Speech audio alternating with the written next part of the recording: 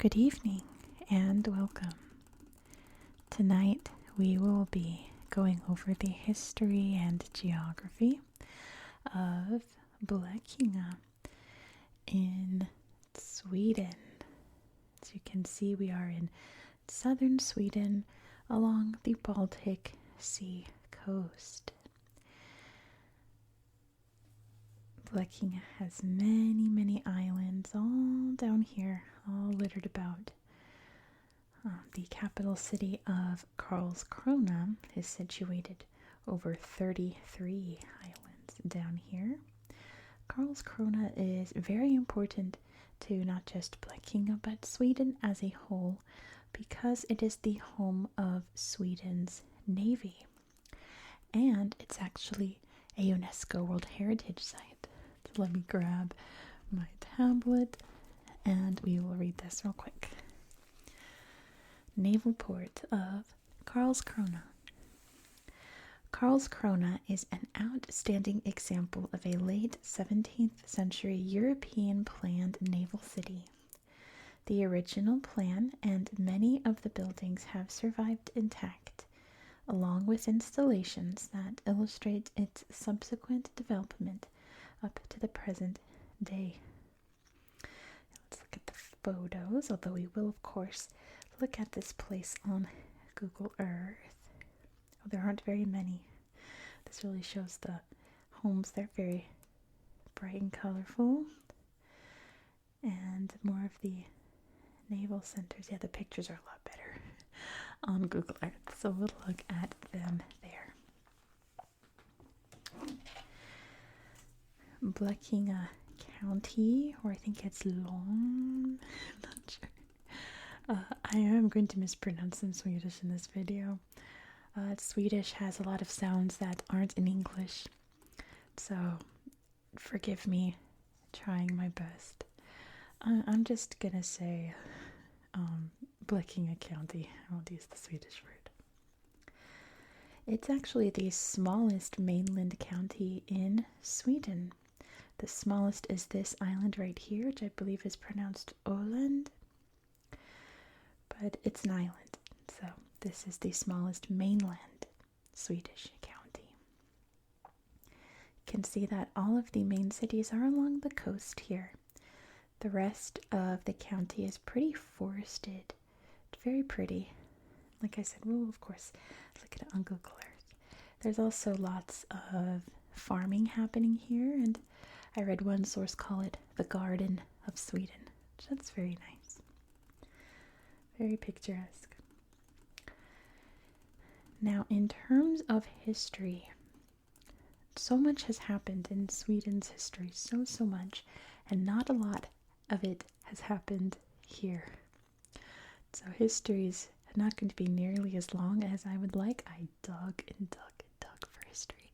Really did not find very much or anything like remarkable, right? Like I said, there's a lot of naval history, but I can just sum that up in one sentence, right? But anyway, let's talk about it. Because, of course, this landscape comes from the retreat of the glaciers that once covered all of Scandinavia, pulling back, scraping across the countryside as it goes, creates all of these wonderful islands and the beautiful rivers. Not sure there's any major lakes. You can see one just right here. But it creates lots of lakes and that beautiful lush green. So associated with the Scandinavian countries, right? You know what I'm trying to say. In the 13th century, what's now Blekinge and actually most of southern Sweden here became part of Denmark. You can see Denmark's just over here.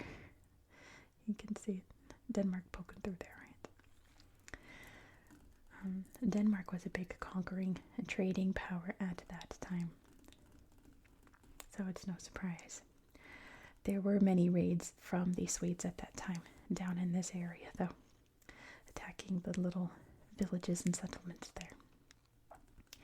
But Blekinge became part of Sweden in 1658. It was ceded to Sweden after the Treaty of Roskilde, which was a result of the Second Northern War.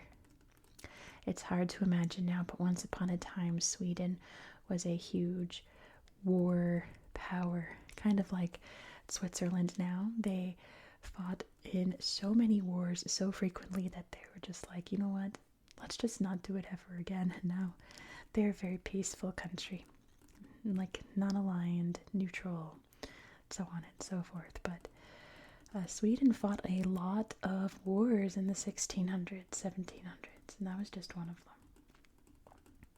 So they gained this region that time. It was a couple years later, in 1680, that Karlskrona was founded. It was founded to be the naval base that it is today. And it was, of course, founded, if you can't tell by the name, by King Karl the 11th. Karlskrona means Karl's crown. They also founded Karlshamn, you can see right here. All the other towns here are from the Danish times. I almost said Dutch. Danish times. Definitely not Dutch. And yeah, to sum up its naval history, huge naval port here. Very important strategically, militarily, because of its position on the Baltic Sea. But, you know, it wouldn't be much longer after that. Not much. Eventually, that Sweden would become completely neutral and declare that their country was going bankrupt. They couldn't afford to do wars anymore, so they just said never again. But the Navy is still important. It's still important to keep your coastline safe, to keep the sailors safe. There's many ferry lines that go down to Poland. Can you see Poland? Poland, right there. And Denmark, or up to Finland, or the Baltic states, so on and so forth.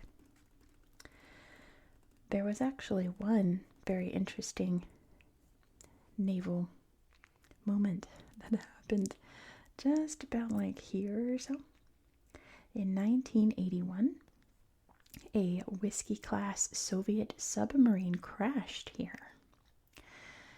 And it was kind of a strange moment, because why were the Soviets over here? Of course, this was all Soviet land just over here. Can you see the Baltic? You can see Latvia, Lithuania there. This was all Soviet. But it was like, why were they so close to the shore? Apparently, some of the Soviet sailors on board were a bit inebriated and crashed. It was one of those Cold War moments that could have become something huge, but they didn't let it. It was called the Whiskey on the Rocks event. Ha ha ha. And the Soviet Union was just kind of like, oops, our bad, scooped it out and left. No questions asked, I suppose. But yeah, kind of a why were they patrolling the coastline so closely that they crashed on the rocks here? But we'll never know, because the Soviet Union would only last about 10 years after that event anyway. But that's pretty much all that I have for you for the history here. Like I said, Sweden's history is so interesting. If I remember, hopefully I'll link my Sweden video up there so you can learn more about Sweden's history. But other than that, not very many exciting things happening here, which is a very good thing, isn't it? We don't want any disastrous events, things like that. It's just a little sleepy seaside county, just doing its thing. So with that being said, why don't we hop over to Google Earth and look at some of the beautiful pictures and landscapes here in Blekinge. Here we are in Blekinge County. And let's start by zooming out so you can see exactly where we are in the world. Here is Sweden. We are up in Scandinavia, which consists of Norway, Sweden, Denmark, and Iceland.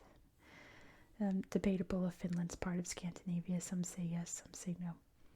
I say whatever. Does it really matter? We are, of course, in Europe. You can see, like I said, Poland's just down there. Germany's not too terribly far off. The Baltic states over here. Estonia, Latvia, Lithuania. So pretty easy to find this place on the map because you can see this bit here that sticks down toward Denmark. It's just up there. So let's go take a look around Karlskrona. You can see highlighted here all the islands. Definitely evidence of the glaciers pulling back, scraping across the landscape, creating all these neat islands. Look at all of them. Karlskrona. So we have to start with the Naval Museum, or the Marin Museum. Naval Museum. These look like the statues they put on the fronts of ships, don't they? A big submarine. Apparently you can go inside of it. How cool is that? And this is like the Naval Museum of Sweden.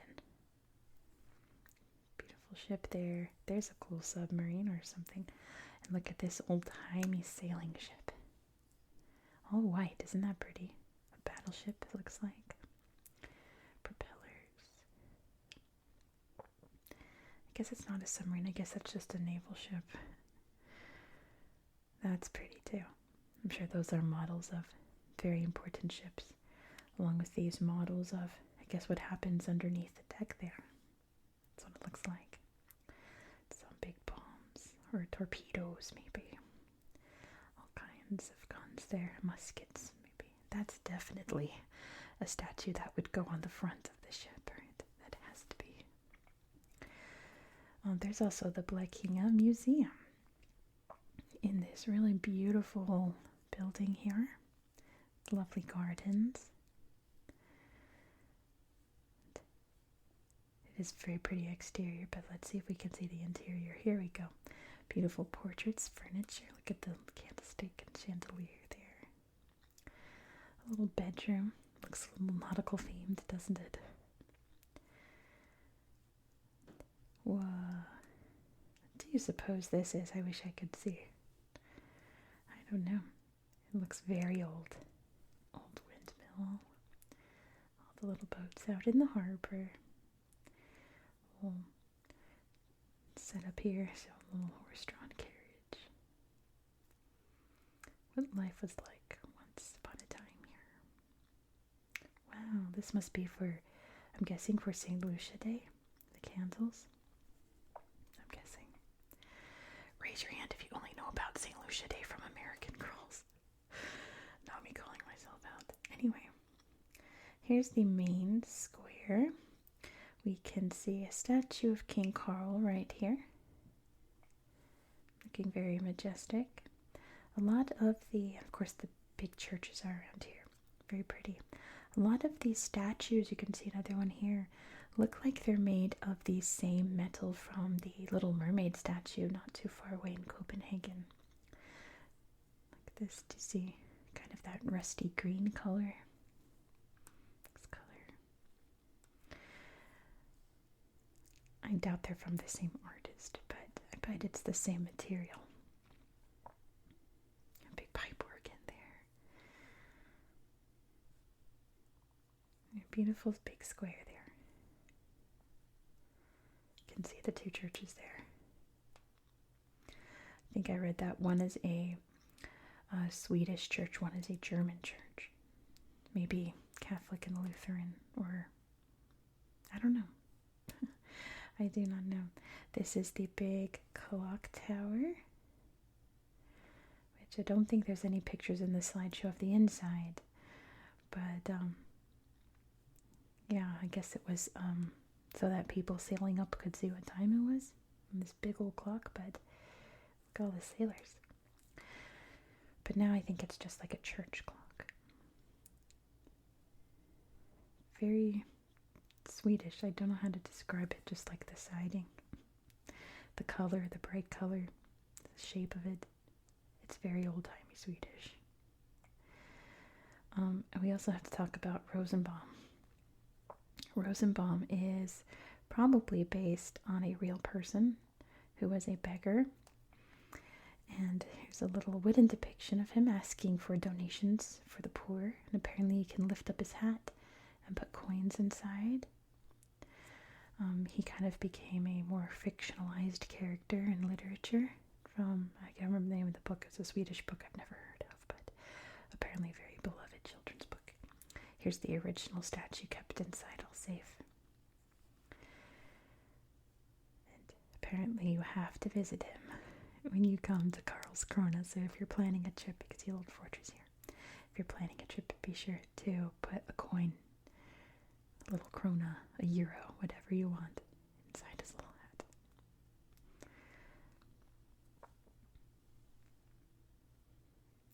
Let's see. I think all the other slideshows weren't terribly interesting. Here's the bastion. The old fort that we saw a little glimpse of.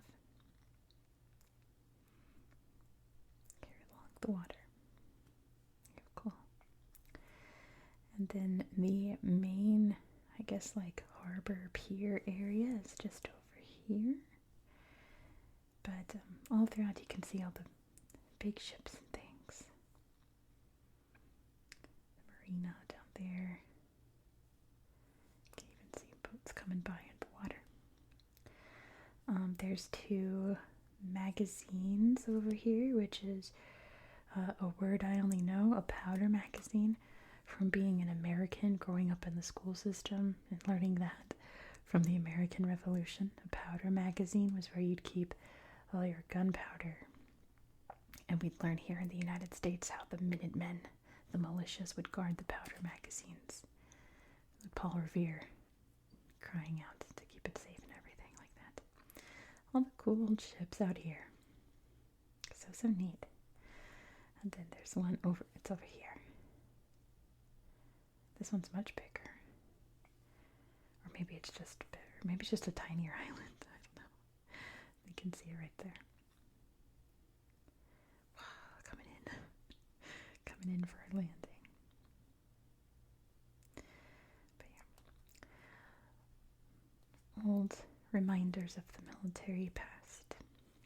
This island's really pretty too. It's got some quaint little neighborhoods over here. I think this one has a nice couple of pictures here where you can see all the little red houses there. How cute is that? Very nautical.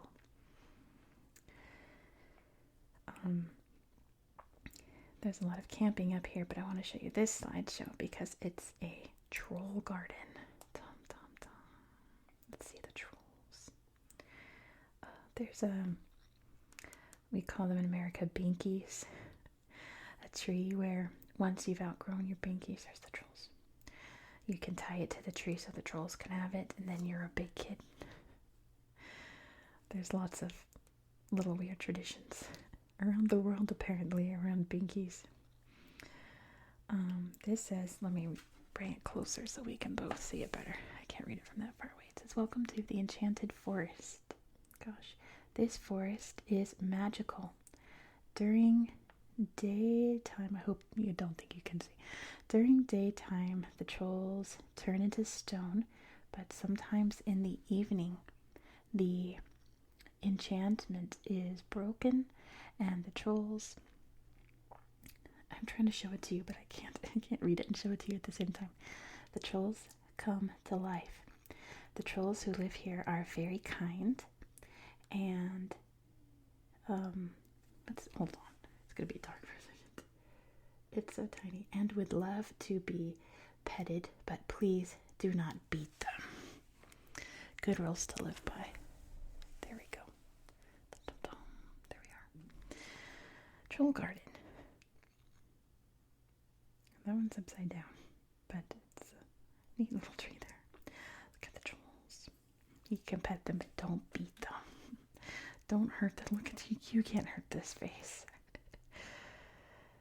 And here's where it says, I won't read it, but it's the great pacifier tree. Yeah, passy is the other word we use here.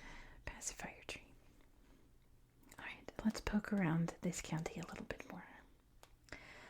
I can show you, this is Lekeby. This is the kind of original town from the Danish times. Is there a, yeah. Oh, look at the beautiful landscape. Oh my goodness. This is haunted, isn't it? beautiful landscape here. So yeah, what I mean by like forested area, it's like I'm still trying to. I should have picked it up, but now my alignment's all off. Very green and mystical. I don't know how else to describe the Swedish forest. Goodness, everything's discombobulated now. It's all because of the trolls, of course. I was going to show you different slideshows of the nature sites around here, but maybe I don't have to anymore. That was so beautiful. The greenery around here. Oh, before we head out, I have to show you where the Whiskey on the Rocks event happened, because it's tagged here at the slideshow. Whiskey on the Rocks. So yeah, way over here, in 1981, the Soviet submarine crashed. Why? Look, no submarines allowed. Why? Who knows? But yeah, just a little remnant of the Soviet times. Get something to drink while you're there. No submarines, say these ships. Don't crash into us, please. Anyway. You can see all the different reserves down here. Let's see if this one has a slideshow. A lot of them don't. This one does. Very rocky. Beautiful coastline. There are many different nature reserves around the state, and they're all so beautiful. Pretty rocks there, too. Alright. I will show you Ronabees, another. Nope, this one, please. Thank you. No, thank you. As much as I appreciate it, I'd rather see this one. Ronabees, another cute little town. Very quaint little houses here. Little market. You can buy, looks like a little bit of everything. Beautiful garden there. Old walls.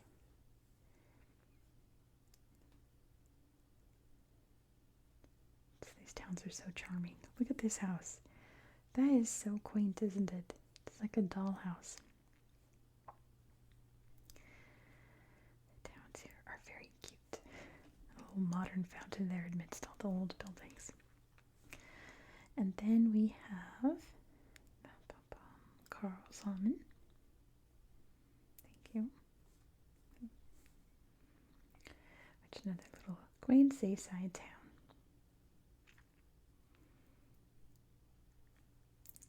Very charming. Another neat statue there. Something. And another one next to the espresso house. Alright, let's look at some nature up here. You can see how green it is. Let's look at another nature site. I do always encourage that you poke around on Google Earth. I thought I saw one that was like over here somewhere. That was really nice. I don't remember. Maybe this one. Oh, that's pretty. Yeah, if you ever have a minute, check out Sweden in your spare time. You won't be disappointed. It's such a beautiful country. All of Scandinavia is just its own unique kind of beauty. All very wild with a little sprinkle of fairy magic. You can just tell looking at these pictures that something a little more magical is going on here. I suppose, oh, not that one. That one's just a weird picture of a skull. I remember that one. Like I said, fairy magic. You still have to be careful with fairies. They're not to be trusted. But regardless, I'm going to end it here. Thank you so much for watching. If you enjoyed this style of content, please consider subscribing. This is an ongoing series on my channel. And next we're going to be heading over to Algeria.